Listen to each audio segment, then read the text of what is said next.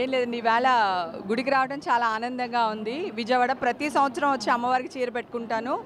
ఈ సంవత్సరం కూడా చీర పెట్టుకోవడానికి వచ్చాను. చాలా ఆనందంగా ఉంది. గత సంవత్సరంలో నేను చాలా నీలాప నిందలు పాలయ్యాను. సో, ప్రతి క్షణం ఈ అమ్మవారు నా చేయి పట్టుకుని ధైర్యంగా ఉండు, ఉన్నాను అని చెప్పి నిలబెట్టింది. ఆ టెన్షన్స్ నుంచి నన్ను బయటపడేసింది. చేయని తప్పుకి బలయ్యాను నేను. సో, ఈ అమ్మవారి వల్ల చాలా హ్యాపీగా ఉన్నాను. ఈసారి మొక్కుకున్నాను, చీర పెట్టుకోవాలమ్మా, ప్రతి సంవత్సరం పెడతాను కానీ ఈ సంవత్సరం నా మొక్కు కింద అని చెప్పి ఇచ్చాను. చాలా చాలా సంతోషంగా ఉందండి. నా కష్టాలన్నీ గట్టెక్కేసినాయి.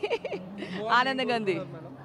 అమ్మవారిని గత సంవత్సరం జరిగిన దాన్ని అమ్మవారు నాకు నా పునర్జన్మ అనుకోండి. వీళ్ళు చేసిన ట్రోలింగ్కి, వీళ్ళు చేసిన న్యూస్లకి చచ్చిపోవాలనిపించింది నాకు యాక్చువల్గా.